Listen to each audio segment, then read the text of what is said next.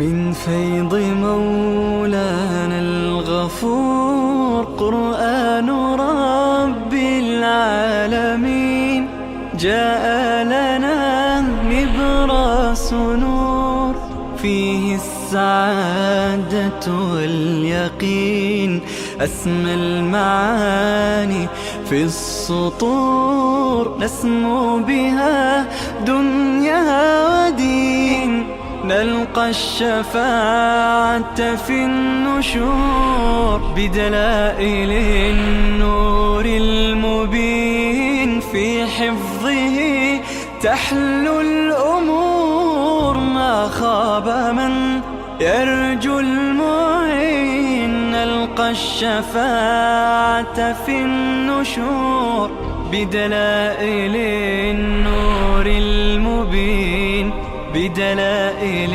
النور المبين.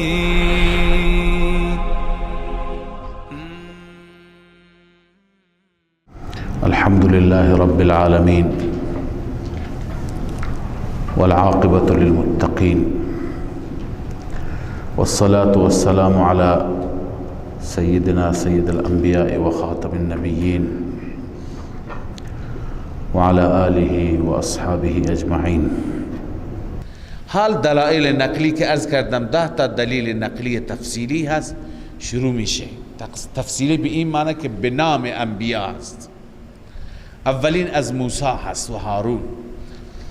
دلیل نقلی اول الله می فرماید ولقد آتینا موسی و هارون الفرقان ما دادیم به موسی و هارون فرقان را، یعنی توراتی که بین حق و باطل جدایی می افکند و ضیاء و ذکرا، ضیاء بود، روشنی بود و پند بود، اندرز بود برای متقیان، کسانی که تقوا داشتند از او پند و اندرز می گرفتند.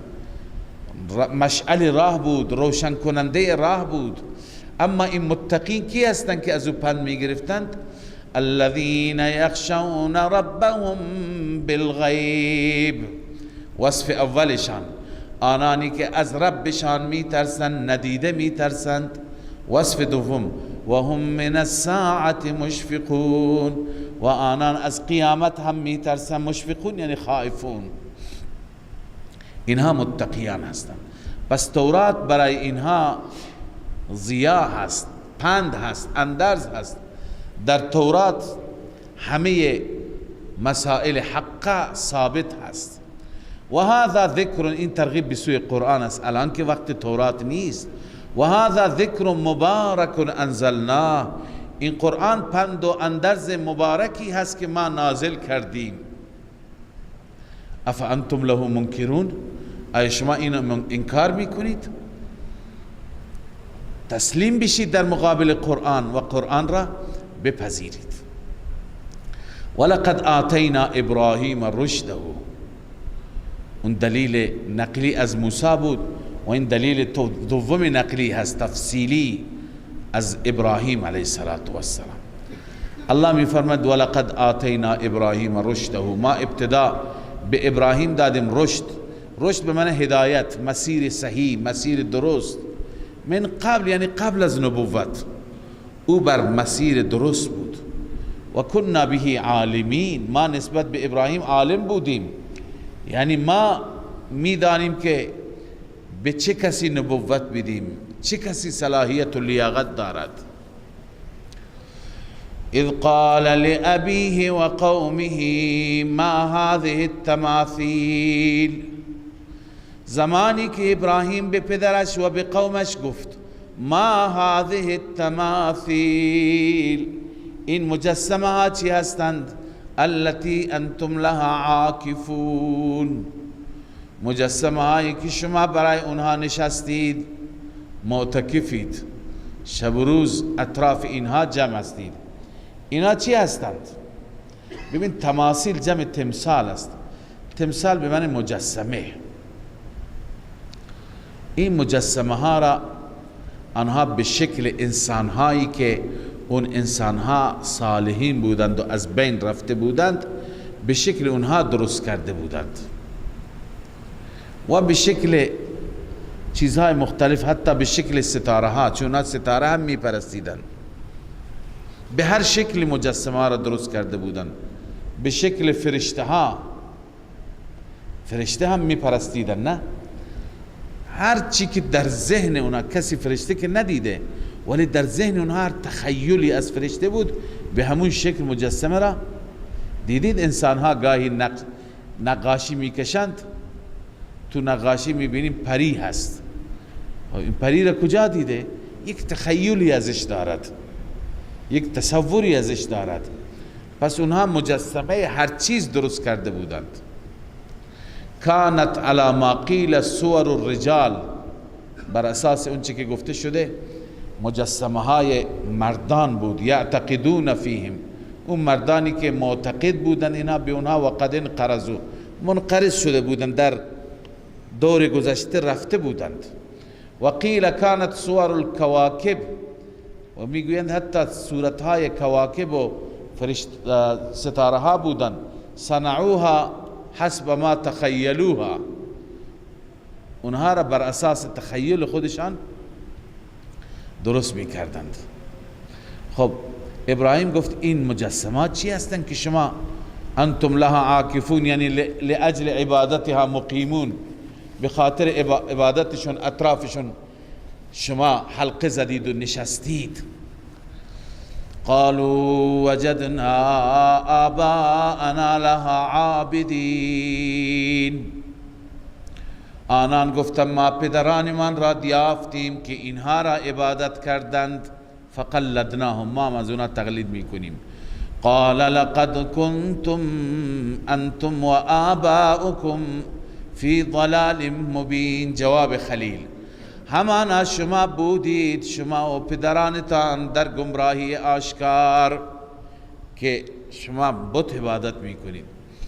قالوا اجئتنا بالحق، اونا اول باور نمی کردن، گفتن آیا پیش ما حق آوردی؟ یعنی واقعی راست میگی یا شوخی میکنی؟ ام انت من اللاعبین، یا بازی میکنی با ما؟ باور نکرده ابراهیم اینطور توهین بکنه و قبول داشته نباشه بتا را. گفتن اجئتنا بالحق، آیا به حق داری صحبت میکنی و حق پیش ما آوردی یا بازی میکنی؟ سبحان الله. ابراهیم گفت قال بل ربكم رب السماوات والارض، قبلا لا العب مقدر است، بل لا العب، نه من بازی نمی کنم، من شوخی نمی کنم. بل ربكم، بلکه میگویم، بل اقول، من میگویم ربكم رب السماوات والارض الذي فطرهن، رب شما رب آسمان هاست و رب زمین، آن ربی که فطرهن، آنها را پیدا کرده. و انا علی ذلکم من الشاهدین، من بر این مطلب گواهی میدهم که من الشاهدین، از گواهان به این معنی که با دلیل ثابت میکنم. المعنى ابین بالدلیل ما اقول، قرطبی میگه شاهدم به این معنی که با دلیل آنچه که هست میگویم. و تالله لاکیدن اصنامکم، سوگند به خدا با بتهای شما من یک کاری میکنم، یک تدبیری میکنم. کید به معنی مکر و توطئه هست، تدبیر و برنامه ریزی هست، یعنی برای بتهای شما من فکری میکنم. بعد ان تولوا مدبرین، بعد از اینکه شما برید پشت داده، شما پشت بدید و برید جای دیگه، من کاری با اونها میکنم. چه کار کرد؟ فجعلهم جذاذا، اونا را تکه کرد. الا کبیرا لهم، مگر همون بتی که بزرگتر بود، بزرگتر چه از نظر جثه چه از نظر رتبه و مقام، رئیس بقیه بتها بود. لعلهم الیه یرجعون، چرا این کار را کرد؟ که شاید اونها به سوی ابراهیم برگردند. یعنی چه؟ از ابراهیم بپرسند که چرا اینها شکستند. چرا؟ این دو قول هست، یکی به ابراهیم برگردند، یکی به اون بت بزرگ برگردند. به بت بزرگ برگردند و از او بپرسند که چرا اینا شکستند تو نشکستی، و فقط یک بخشی از تو دستت شکسته و چرا این تبر به گردن تو آویزان است. شاید از او بپرسن، از او میپرسن، اون جوابی نمیده، متوجه میشه این حتی حادثه ای که بعد از ما اتفاق افتاده نمیتونه بگه چی شده. یا اینکه یرجعون برگردن به ابراهیم، از ابراهیم بپرسن چرا این کار را کرده. اون وقت ابراهیم دیگر استدلالش باز میشه، میگه ببینید همینها خدای شما هستند که نتونستند از خود دفاع بکنند. لذا وقتی که آمدند از اون جشنشان، از اون بدرشان که از شهر بدر شده بودند، قالوا من فعل هذا بآلهتنا انه لمن الظالمین، چه کسی این کار را کرده با خدایان ما، همانا اون از ظالمان است. قالوا سمعنا، یک گروهی دیگه گفتند ما شنیدیم، فتن، یک جوانی بود که یذکرهم، اینها را یاد میکرد به بدی. جلالین گفته یعیبهم، عیب اینها را بیان میکرد. یقال له ابراهیم، به او ابراهیم میگویند فلعله الذی فعل ذلك بهم. روح المانی، شاید همون فرد این کار را کرده با اونها. قالوا فأتوا به على اعین الناس، بیاورید او را جلوی چشم مردم. اعین الناس یعنی بمرء منهم، جایی که مردم ببینند. لعلهم یشهدون، شاید مردم همه حاضر بشند. حاضر بشن چی؟ یکی این که یشهدون به معنای یحضرون عقوبتنا له، همه مردم حاضر بشند، حاضر بشند ببینند که ما چطور ابراهیم را شکنجه میدیم تا بقیه درسی باشد. دیگه کسی جرأت نکند بر علیه خدایان لب بگشاید. یک معنی یشهدون به این معنی هست ای یحضرون عقوبتنا له. تفسیر مدارک.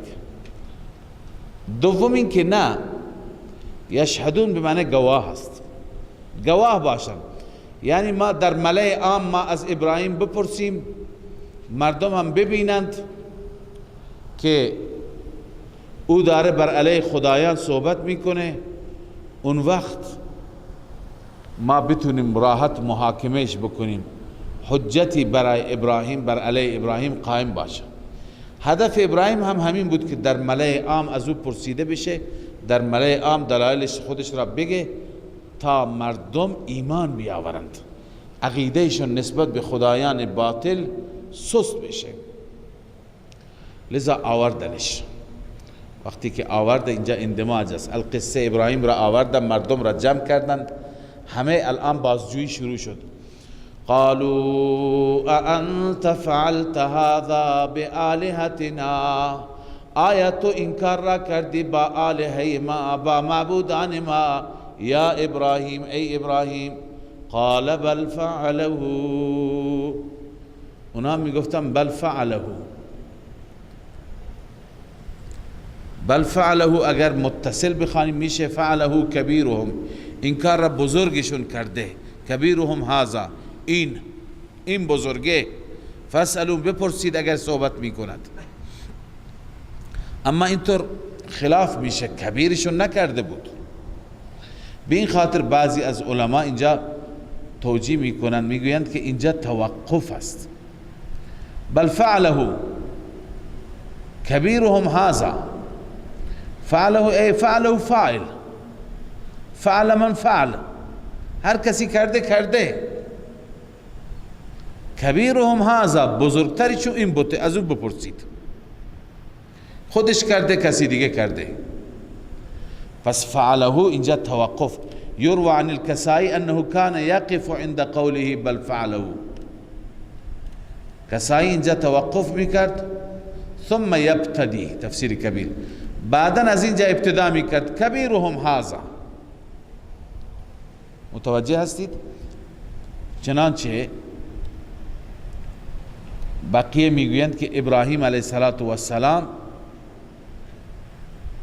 منظور ابراهیم همین بود. و رابعها انه کنایت عن غیر مذکور، فاعل فعله کی است؟ مذکور نیست.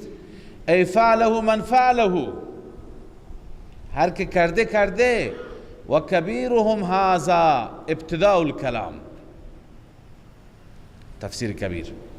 به هر حال الله می فرماید کبیرهم هذا فاسألوهم ان كانوا ينطقون، بزرگشان این است، سوال کنید از او اگر سخن میگوید.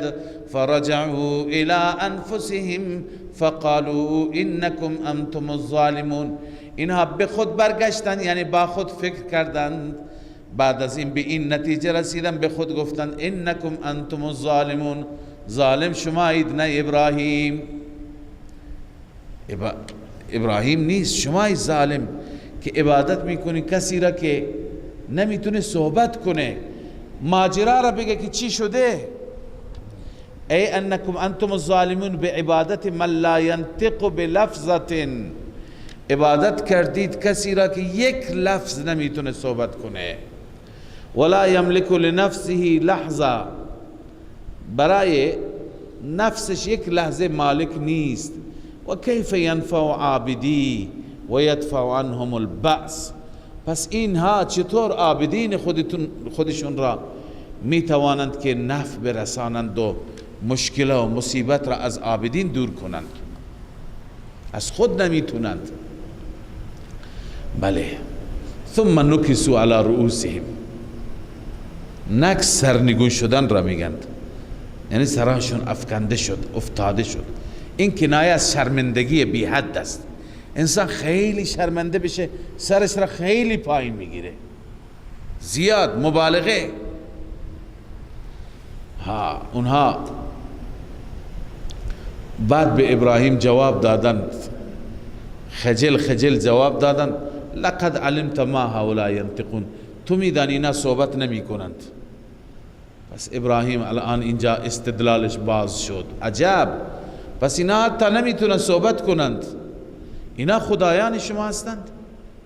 یک کلمه نمیتونه صحبت کنه، نمیتونه نفع بده، نمیتونه ضرر بده. لذا ابراهیم استدلالات را شروع کرد. قال افتعبدون من دون الله ما لا ينفعكم شيئا ولا يضركم، آیا شما پرستش میکنید به غیر از الله ما لا ينفعكم، آن خدایانی که نفع نمیدهند به شما هیچ چیزی، یعنی عبادت اونها هیچ نفعی ندارد. ولا يضركم، عبادت نکردن اونها هیچ ضرری ندارد. اف لكم، اف بر شما، افسوس بر شما. ولما تعبدون من دون الله، و برای اون معبودانی که شما عبادت میکنید به غیر از الله. افلا تعقلون، آیا شما خرد ندارید، شما عقل ندارید؟ قالوا حرقوا، اونا در جواب ابراهیم چی گفتن؟ تنگ آمد به جنگ آمد، جوابی دیگه ندارن، میگه بسوزانید این را، اینطور توهین میکنن. قالوا حرقوه، بسوزانید ابراهیم را. وانصروا آلهتکم، و خدایانتان را یاری کنید با سوزاندن ابراهیم، به تحریق ابراهیم. ان کنتم فاعلین، اگر شما این کار را می کنید. الله میگوید قلنا یا نار کونی، ما دستور دادیم به اون آتش که ای آتش سرد باش، کونی بردن، سرد باش، و سلاما، نزیاد سرد خنک، بلکه سالم سلامتی باشد بر ابراهیم، یعنی چنان که ابراهیم در سلامت و ایمن کامل باشد. و ارادوا به کیدا فجعلناهم الاخسرین، آنها نسبت به ابراهیم مکر کردند، توطئه کردند، ما اونها را قرار دادیم اخسرین انسان ها، یعنی زیانکارترین. و نجیناه و لوطا الى الارض التي بارکنا فیها للعالمین، ما نجات دادیم او را، یعنی ابراهیم را و لوط را. ابراهیم علیه السلام در کجا بود؟ جای ابراهیم شهر بابل بود، بابل عراق یا بابل. و بعضی گفتن، در بعضی تفسیرات دیدم که اهواز بود. اون زمان عراق و ایران یکی بود دیگه، اهواز بود. ابراهیم علیه السلام بابل و اهواز با هم نزدیکند، اونجا بود. وقتی که قوم ابراهیم را شکنجه داد و نتونست بسوزاند، ابراهیم دستور هجرت را دریافت کرد. لذا ابراهیم از اونجا حرکت کرد. الله میفهمه ما او را نجات دادیم و لوط را. لوط ابن هاران برادر ابراهیم بود که از قبل وفات کرده بود و لوط برادرزاده را ابراهیم بزرگ کرده بود، تربیت کرده بود. لذا ما لوط را هم با ابراهیم نجات دادیم و بردیم به الی الارض التي بارکنا فیها للعالمین، به سرزمینی که در اون سرزمین برکات دینی و دنیوی دادیم برای عالمیه.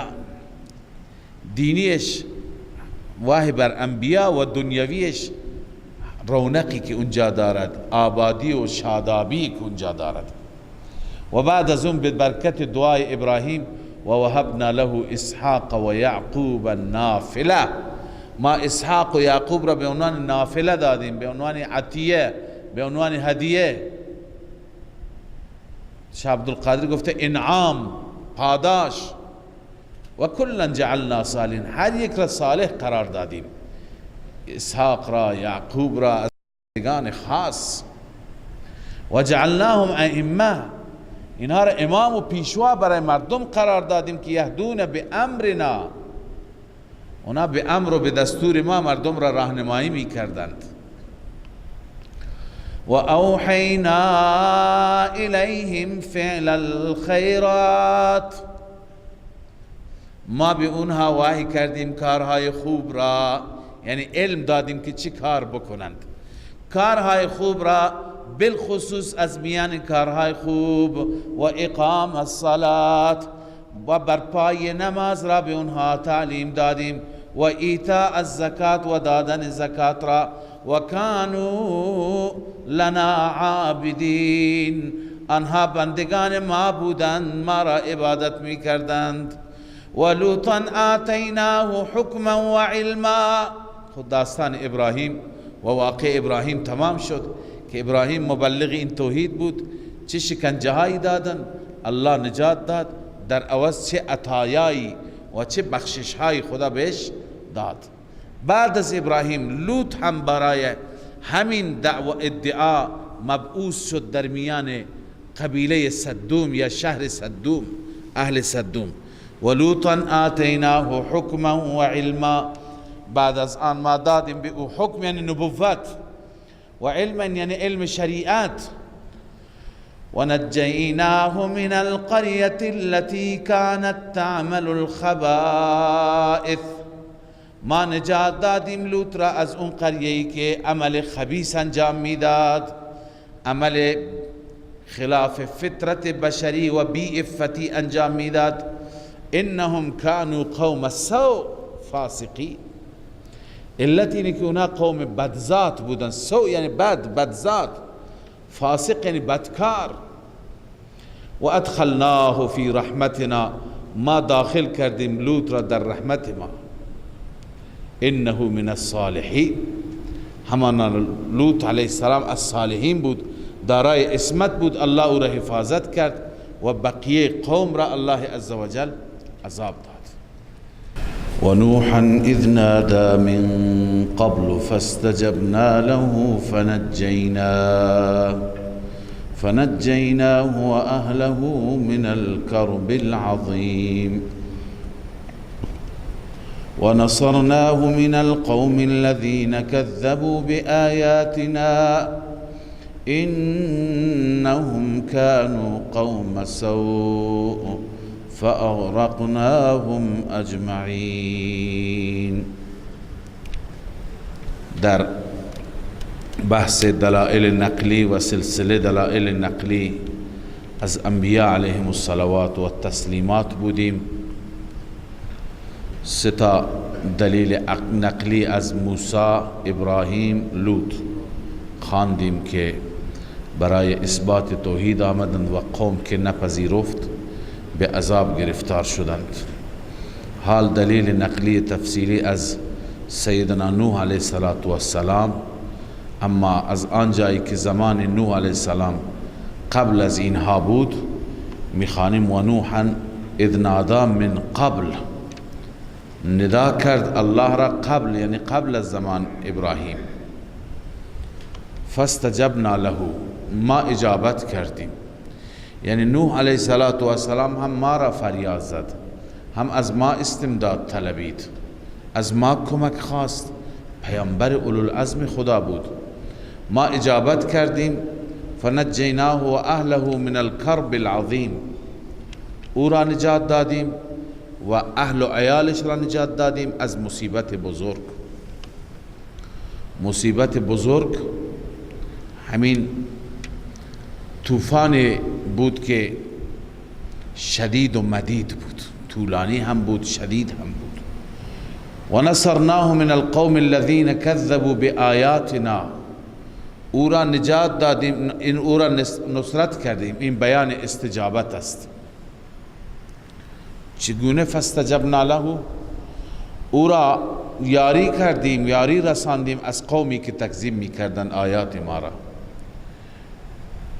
نوح را یاری کردیم و قوم را گرفتار. انهم كانوا قوم سوء فاغرقناهم اجمعین، اونها قوم بدی بودند، سوء، بدذات، بدفطرت، همه را ما غرق کردیم، همه را نابود کردیم و نوح را نجات دادیم. این دلیل چهارم بود، دلیل نقلی چهارم. و حال دلیل پنجم از داوود و سلیمان علیه السلام، پدر و پسری که هم پادشاه بودند و هم نبی بودند، پیامبر بودند. الله می فرماید و داوود و سلیمان اذ یحکمان فی الحرث، داوود و سلیمان زمانی که آنها داوری کردند درباره یک کشت، یا کشتزاری بود یا درخت، باغ درختان انگور بود. اصل جریان این بود که در زمان داوود علیه السلام این بنده خدایی گوسفندان خودش را به حال خود رها کرد در شب و توجهی نکرد. این گوسفندان رفتن در کشتزار کسی، در زراعت کسی یا در باغ انگور کسی و تمام باغ را خراب کردند، درختان را شکستند و شاخها را شکستند، یا زراعت را هم خوردند هم خراب کردند، لگدمال کردند، هیچی برایش نماند. او آمد و پیش داود علیه السلام شکایت کرد. داود او را خواست، اون مقصر تشخیص داد. بعد از اینکه مقصر تشخیص داد، برآوردی که کرد، ضرر و زیانی که بر او وارد شده بود، ضرر و زیان به اندازه قیمت گوسفندان بود. پس گوسفندان این را گرفت و به او داد تا که زیانش، ضررش جبران بشه. سلیمان علیه السلام از دور نظارگر بود.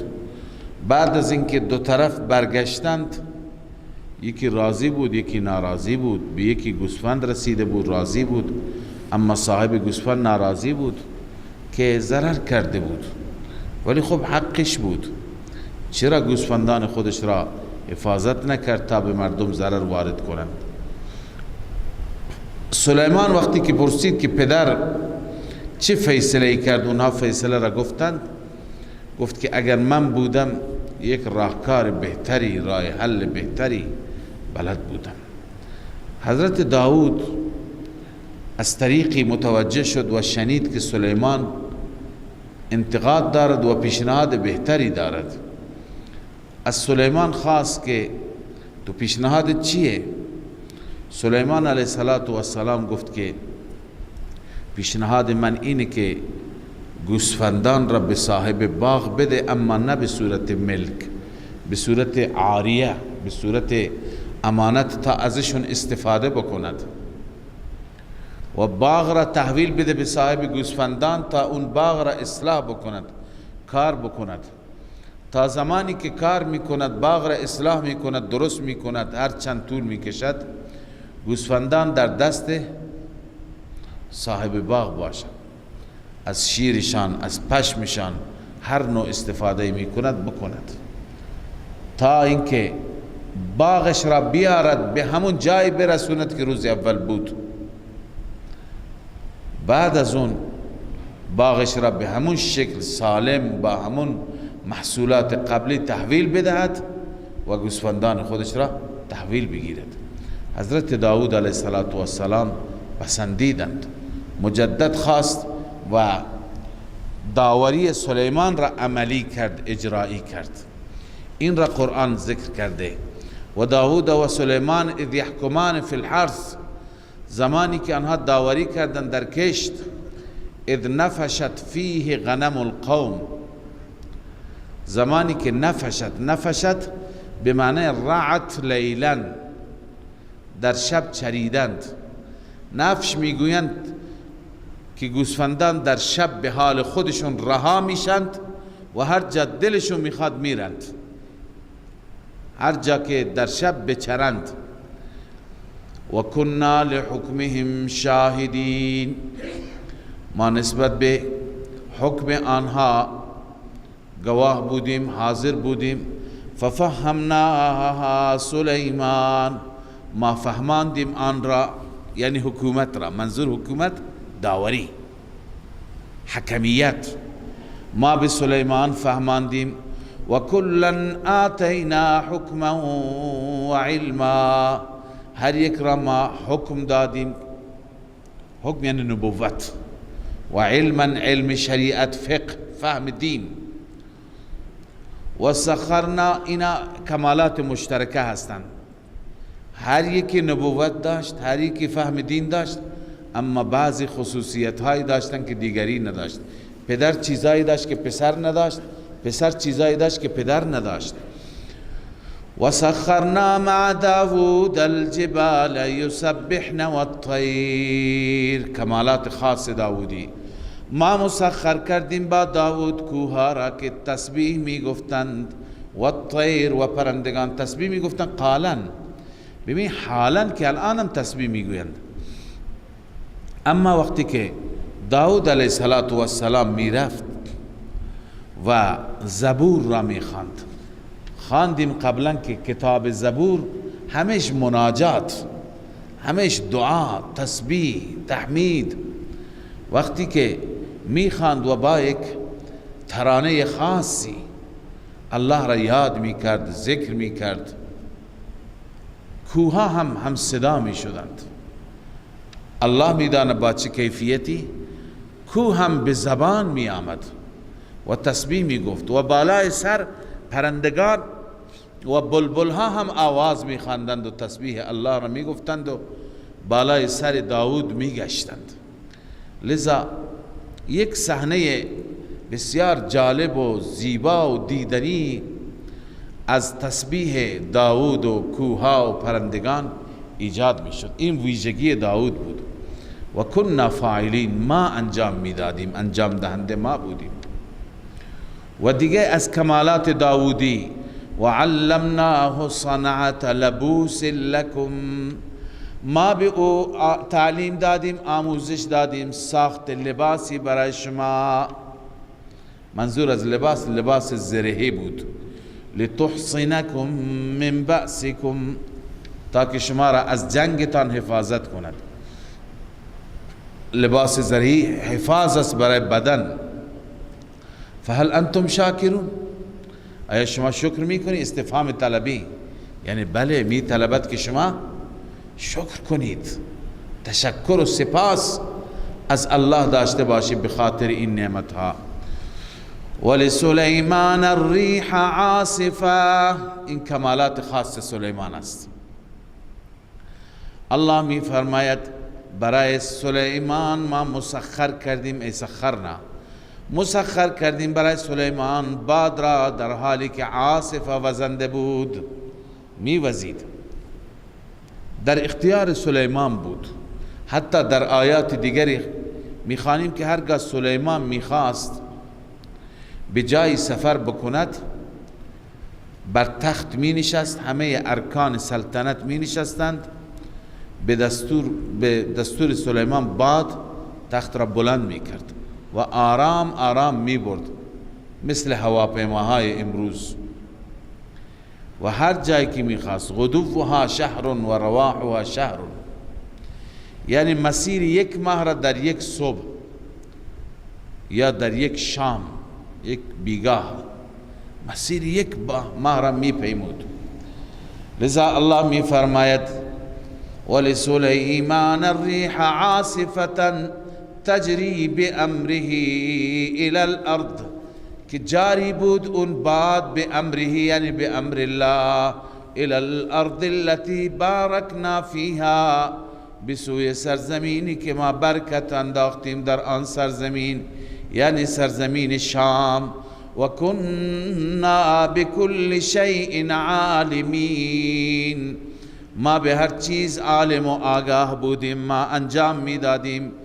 و من الشیاطین من یغوسون، و همچنین مسخر کردیم، تابع کردیم از شیاطین و جنات، من یغوسون له، کسانی که برای سلیمان غواصی می کردند، در دریا می زدند و به قعر دریا می رفتند، برای او مروارید و تمام زیورالات را از دریا جمع می کردند. و یعملون عملا دون ذلك، و انجام می دادند کارهایی بغیر از این، بناء مسجد، ساخت دیگها که در سوره صاد میاد. و كنا لهم حافظین، ما حافظ اونها بودیم، یعنی اون جنات را کنترل می کردیم که اونها از دستور سلیمان سرپیچی نکند. لذا این دلیل پنجم شد نقلی از این دو پیامبر که اینها را هر کاری که انجام میداد برای اونها الله انجام میداد. پس اونها خودشون کاره نبودن، مدبر، متصرف، گرداننده امور کی بود؟ الله بود. و ایوب اذ نادى ربه انی مسنی الضر، و ایوب زمانی که ندا کرد ربش را، بار الها به من ضرر رسیده، به من مریضی رسیده، و انت ارحم الراحمین، تو ارحم الراحمین هستی. ایوب علیه السلام از الله عزوجل خواست و که او را شفا بدهد، مریضی را از او دور بکند. ایوب علیه السلام یکی از انبیاء و بندگان صالح الله عزوجل بود و ایوب را هم میگویند که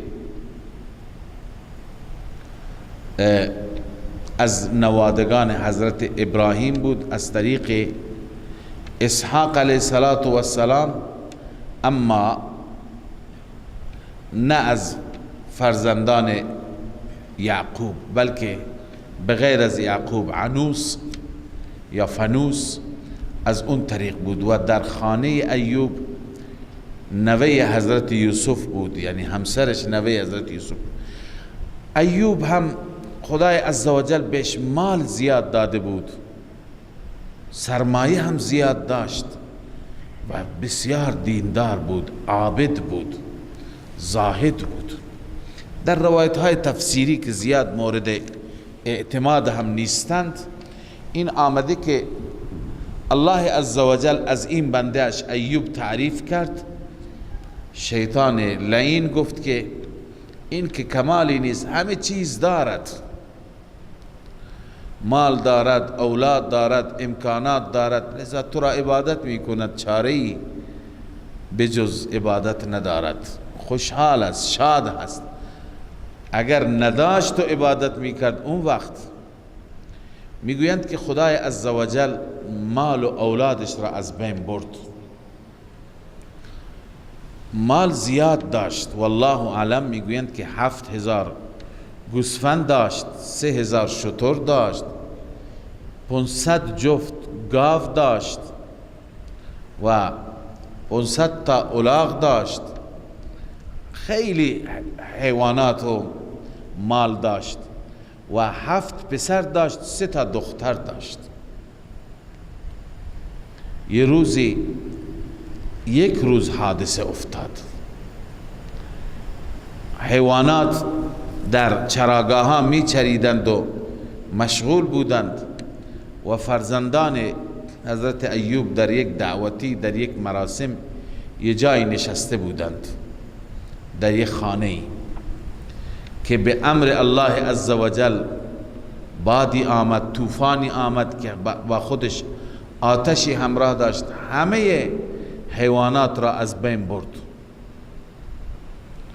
و از طرفی چنان شدید بود که سقف اونجا فرو ریخت. اولادش تمام زیر آوار جان دادن، 10 فرزندش یک جا فوت کرد. والله اعلم تو تفسیرها اینجور نوشتند.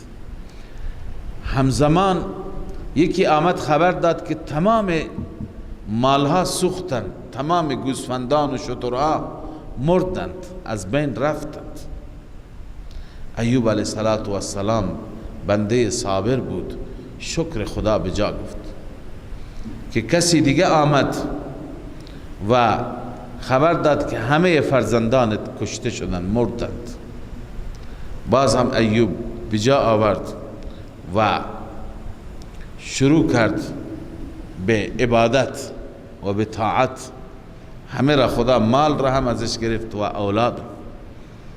بعدن خدا گفت الان چی؟ شیطان گفت اون که سالم، تندرست، نعمت سلامتی دارد، هر وقت مریض شد و عبادت کرد. الله عزوجل مریضی آورد. بعضی گفتن مریضی برس و مریضی پیس بود، بعضی دیگه مریضی ها گفتن چنان مریض شد که اهل شهر تحملش نکردند. یه گوشه ای از شهر، در حاشیه شهر یه جایی قرار گرفت. بهرحال ایوب علیه السلام شب و روز عبادت میکرد، شب و روز راز و نیاز با ربش داشت، تا اینکه آخر به سر رسید مریضی و ایوب خیلی اذیت شد، ولی هیچ لحظه از رب و از یاد حق غافل نماند. و داستانش را میخوانیم در سوره های صاد و غیره که زنش از بس که زنش فقط مونده بود و کارها را انجام میداد، میرفت برای مردم کار میکرد، پولی در می آورد، برای ایوب غذا و دوا می خرید، تا اینکه شیطان به جلوش ظاهر شد و میخواست فریبش بده. زن با ایوب بازگو کرد.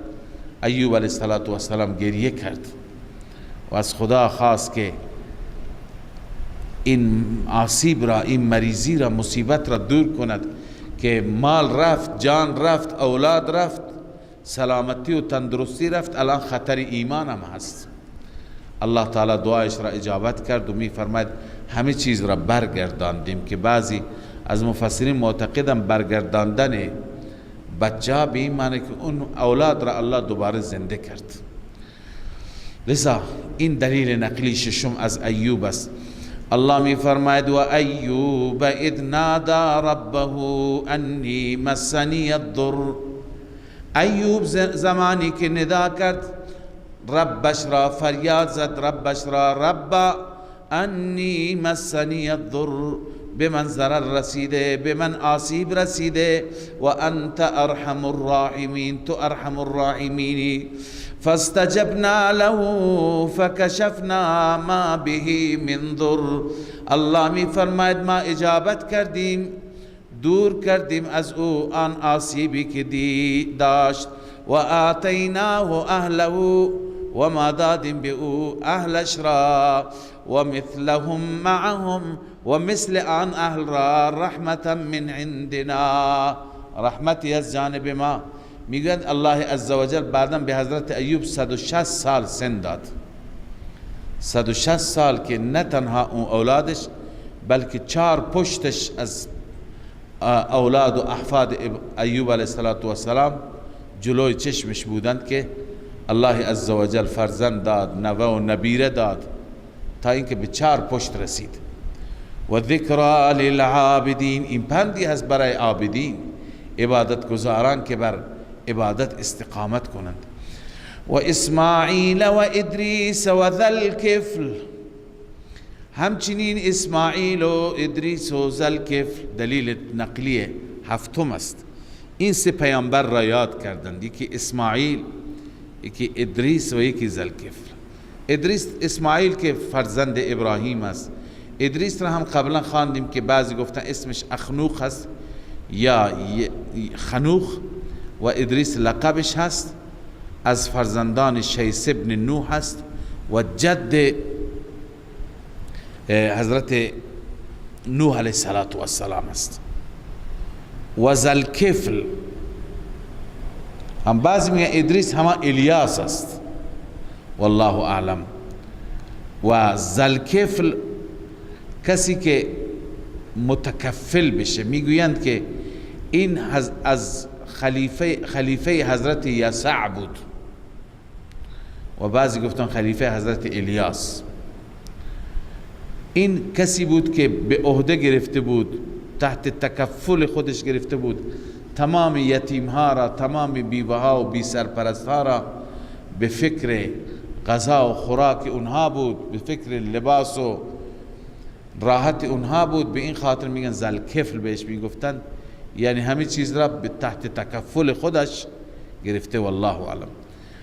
کل من الصابرین، همه این انبیاء الصابرین بودند، یعنی هم در احکام تشریعیه هرچی خدا میگفت صبر میکردند، تحمل و انجام میدادند به نحو حسن، و هم در امور تکوینیه مثل اینکه برای ایوب مصیبت ها آمد صبر کردند. و ادخلناهم فی رحمتنا، اینها را همه را در رحمت ما داخل کردیم. انهم من الصالحین، اینها از صالحین بودن، بندگان صالح. و ذنون اذ ذهب مغاضبا، و همچنین ذنون حضرت یونس علیه السلام صاحب ماهی که در شکم ماهی رفت، شما قصهش را خواندید، به عبارت اکتفا بکنید. و ذنون اذ ذهب مغاضبا، مغاضب بر علیه کی بود؟ مغاضب بر علیه از کنم قوم بود، مغاضبا علی قومه، مغاضب بر قومش بود. بله. فظن ان لن نقدر علیه، گمان میکرد که ما بر او تنگ نمی کنیم. نقدر به معنی قدرت نیست، عرصه را تنگ نمی کنیم. الله یبسط الرزق لمن یشاء و یقدر، تنگ می کند روزی را الله. لن نقدر علیه تفسیر کبیر نوشته لن نضیق علیه، ما ضیق و تنگ نمی کنیم. لذا اما خداوند بر او تنگ کرد. لن نقدر ای لن نقضی علیه العقوبه، ما برای او فیصله عذاب نمی کنیم. بهرحال الله او را در شکم ماهی گرفتار کرد. فنادا فی الظلمات، در اون تاریکی ها ندا کرد. ظلمات چندین تاریکی بود، تاریکی دریا، موجهای دریا، شکم ماهی. الله اله الا انت، هیچ معبودی نیست پروردگارا بغیر از تو، سبحانک پاکی از شریک، انی کنت من الظالمین، من از ظالمان بودم. استغفارش هست، من معذرت میخواهم که ظلم کردم. فاستجبنا له و نجیناه من الغم، الله می فرماید ما او را ما اجابت کردیم برای او و نجاتش دادیم از مصیبت. و کذالک ننجی المؤمنین، این جالب است، این وعده الهی با ماست. الله می فرماید ما همچنین نجات میدیم مؤمنین را. پس هر وقتی برای شما و ما مؤمنین مشکل مصیبتی آمد، همین بخوانیم لا اله الا انت سبحانک انی کنت من الظالمین. وعده خداست کذالک ننجی المؤمنین. خب این دلیل هشتم بود. نهم و زکریا اذ نادى ربه رب لا تذرنی فردا، این هم داستانش را در سوره مریم خواندید. زکریا زمانی که ندا کرد ربش را، بار الها مرا تنها نگذار و انت خیر الوارثین، تو بهترین وارث هستی، تو بهترین وارث هستی که بعد از ما انسان ها در زمین هستی، اما من فرزندی و اولادی میخوام. الله می فرماید فاستجبنا له یحیی، فاستجبنا له و وهبنا له یحیی، ما اجابت کردیم یحیی را بهش بخشیدیم و اصلحنا له زوجه، زوجش را همسرش را هم اصلاح کردیم، یعنی مشکلش را برطرف کردیم، مشکل نازایی بود، از همون همسر ما بهش یحیی را دادیم. خب اینجا درباره این 9 تا پیغمبر خواندیم. انهم كانوا یسارعون درباره همه این انبیا هست. همه انبیا در کارهای خیر از همدیگه پیشی می گرفتند، سرعت می ورزیدند، مسابقه در کار خیر بود. انهم كانوا یسارعون فی الخیرات، اینها مسارعه می کردند، با سرعت انجام می دادند خیرات را، کارهای نیک را. و یدعوننا رغبا و رهبا، این مسلک الانبیاء فی مسئله الدعا هست. همه انبیا مسلکشون این بود، ما را می خواندند اما 2 حالت و 2 کیفیت در دعا داشتند. ما هم باید همین 2 کیفیت را در دعا داشته باشیم، هم رغبا و هم رهبا. هم رغبت داشتند به این معنی که علاقمند بودند، طمع داشتند، امید داشتند که دعا پذیرفته بشه، و رهبا و هم بیم داشتند، ترس داشتند که مبادا رد بشند. و کانوا لنا خاشعین، اینا تابع ما بودند و در مقابل ما خشوع و خضوع می کردند. خاشعین به معنی فروتنی، در مقابل الله عزوجل همه انبیا فروتن بودند. والتی احسن، دلیل نقلی دهم هست. این دلیل نقلی از عیسی و مادرش هست. هر دو را یک دلیل ذکر کرده به دلیل اینکه هر دو یک آیه از آیات الهی هستند، چون اینها که بدون پدر متولد شد هم برمیگرده به عیسی و هم اینکه مریم شوهر نکرد. الله می فرماید والتی احسنت فرجها، آن زنی که عفتش را حفظ کرد، یعنی مریم پاک و پاک دامن بود. این بر علیه یهود است که میگه بی عفتی کرد العیاذ بالله. فنفخنا فیها من روحنا، ما دمیدیم در آن از روح ما. این اضافت تشریعیه هست، تشریفیه، شرف روح، روحی که از جانب ما بود. وجعلناها وابنها آیة للعالمین، او را قرار دادیم یعنی مریم را و فرزندش را آیه و نشانی برای عالمیان، یعنی علامتا و اعجوبة الخلق، یک علامتی و یک خلق عجیب. و علی نبوت عیسی، و همچنین این بر نبوت عیسی دلیل بود. و دلالتا علی نفوذ قدرتنا فی ما نشاء، دلالت میکنه بر اینکه قدرت ما زیاد است، هر چی بخواهیم، چنانچه این کار را کردیم. ان هذه امتکم امه واحده، بعد از ذکر این 10 پیامبر الله میفرماید این هست امت شما، یعنی طریقه توحیدی شما، امه واحده، که این امت واحد است، همه اینها بر یک روش بودند. و انا ربکم فاعبدون، خلاصه این طریقه چیه؟ خلاصه این اسلوب اینه که و انا ربکم، من خدا رب شما هستم، من الله پروردگار شما هستم. فاعبدون، فقط مرا عبادت کنید، در عبادت من کسی را شریک نگیرید. پس همه انبیا وقتی که بر توحید بودن، اختلاف از کجا آمد؟ الله می فرماید و تقطعوا امرهم بینهم، امرشان را بین خودشان تکه تکه کردن. منظور امرهم بنویسیم مذهب خودشان را تکه تکه کردن. حال الله تخویف اخروی بیان می فرماید کل الینا راجعون، همه به سوی ما بر می گردند، ما بازخواست می کنیم. فمن یعمل من الصالحات، بعد از اینکه الله عزوجل درباره همه این انبیا بیان فرمود عقاید اونها را، حال الله تعالی درباره اعمال کسانی که عمل صالح انجام بدن بشارت بیان میفرماید.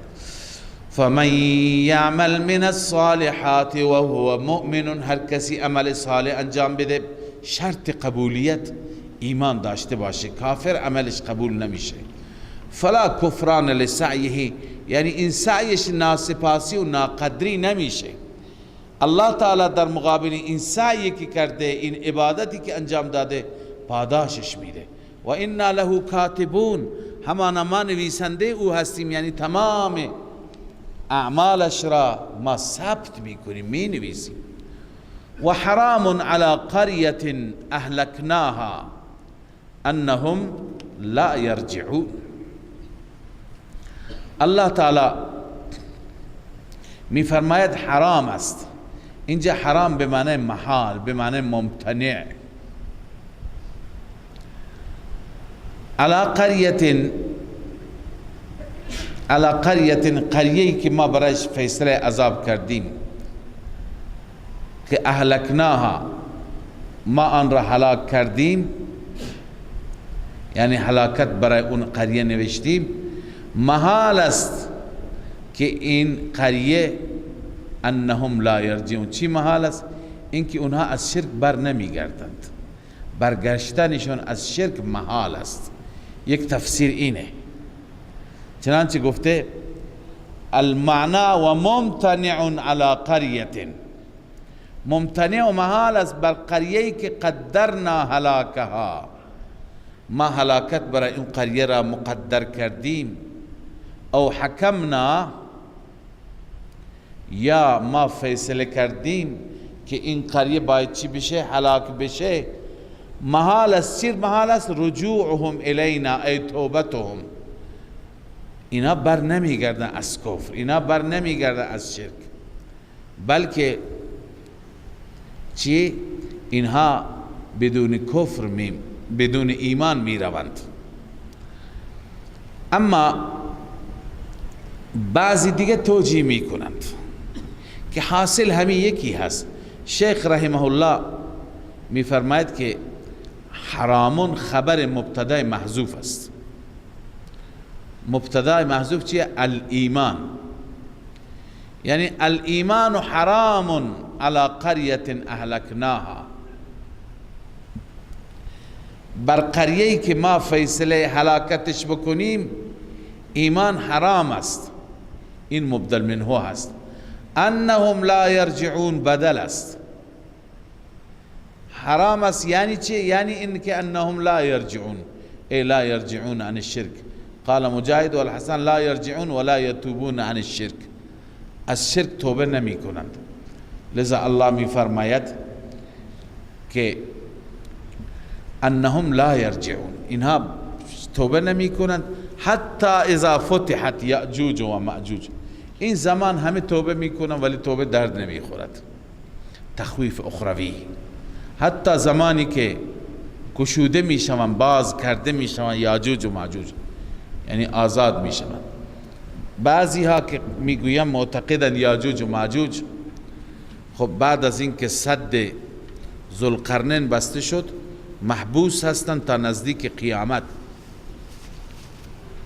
اما ما عرض کردیم که یاجوج و ماجوج یک عجوبه نیست، همین انسانهای فعلی هستند، انسانهایی که ظلم میکنن بر انسانیت، مثل تاتارها، مغولها، چنگیزها و اینهایی که بر بلاد وقتی چیره میشوند تار و مار میکنند.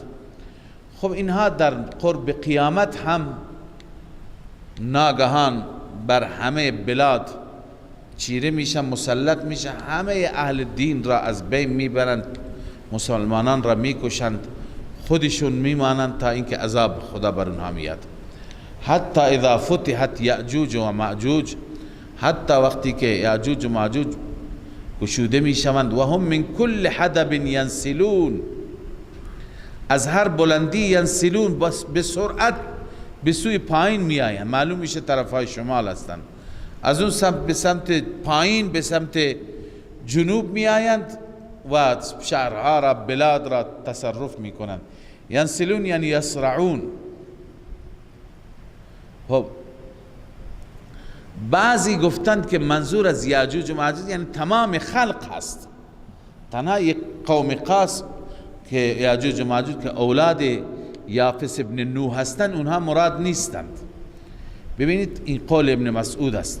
ثم قیل فی الذین ینسلون من کل حدب، اینایی که از هر بلندی سریع و تون تون می آیند گفته شده انهم یاجوج و ماجوج و هو الازهر.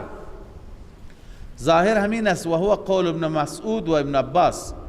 اما بعضی گفتن وقیل جمیع الخلق، همه خلق از بلندی میان پایین. کجا؟ به میدان محشر. وقیل جمیع الخلق فانهم یحشرون الى الارض الموقف، به اون جایی که موقف حساب و کتاب است اونجا میاند. و هم یسرعون من کل حدب، از هر بلندی به سرعت به سوی اون میدان صاف میاند. والله اعلم. واقترب الوعد الحق، الله می فرماید اون وعده حق نزدیک است. فاذا هی شاخصه ابصار الذین کفروا، در این هنگام پایین است چشمان کسانی که کفر کردند. آنها پشیمان نادمند. یا ویلنا، میگویند ای افسوس بر ما، قد كنا فی غفلت من هذا، همانا ما در غفلت بودیم از این قیامت. بل كنا ظالمین، بلکه ما ظالم بودیم. الله می فرماید امروز ای مشرکان هیچ کاری برای شما نمیشه، حتی معبودان شما با شما در آتش جهنم هستند. انکم و ما تعبدون من دون الله، همانا شما و آنچه که شما عبادت میکنید بغیر از الله، حسب جهنم، شما اخگرها و زغال روشن جهنم هستید. انتم لها واردون، شما برای آن وارد میشید، یعنی آن جهنم را وارد میشید. حال الله استدلال میگیره بر نفی الوهیت اونا. اگر اونا خدا بودن به جهنم نمی رفتن. لو کان هؤلاء آلهة ما وردوها، اگر آنها آلهه و معبود بودند وارد نمی شدن جهنم را. و کل فیها خالدون، هر یک از اینها در جهنم همیشه میمانه. عابد و معبود، منظور از معبود اونهایی که برای عبادت خودشون راضی بودن، تشویق میکردند. لهم فیها زفیر، بلای آنها در جهنم زفیر است، یعنی آه و فغان است، سر و صدا هست. انین و بکاء عویل، گریه طولانی. و هم فیها لا یسمعون، اونها هیچ چیزی نمیشنوند از بس که سر و صدا است. بله، وقتی که این آیه نازل شد یکی از سردسته های مشرکان به نام ابن الزبعری خیلی خوشحال شد، خندید، گفت که جواب محمد را من دارم. مشرکان گفتن چیه جوابش؟ گفت که به محمد میگوییم که اگر معبودان هم در جهنم هستند پس عیسی عبادت میشه، او هم در جهنم هست. عزیر هم عبادت میشه، اونم در جهنم است. اون دوتا که باشند ما راضی معبودان ما هم باشند. یعنی شما عیسی و عزیر را پیامبر میدانی، هیچ وقت اونها را اعتقاد ندارید که در جهنم باشند. الله تعالی جواب داد. مشرکان خوشحال شدن به این اعتراض، اما الله پاسخ داد ان الذين سبقت لهم من الحسنى، بدون شک آنانی که از جانب ما برای آنان حسنا یعنی نیکی نوشته شده، سبقت کرده یعنی قبلا فیصله شده. حسنا چند تفسیر داره. یکی نیکی هست، مراد جنت هست، یا اینکه مراد از حسنا رحمت است، یا توفیق عبادت و طاعت است. یعنی کسانی که صاحب توفیقند، اهل بهشتند، رحمت خدا بر اونها است. قبلا الله فیصله کرده برای آنان. اولئک عنها مبعدون، آنان از جهنم فاصله دارند، دورند. لا یسمعون حسیسها، نمیشنوند حسیس آن را، یعنی صدای خفیف آن را.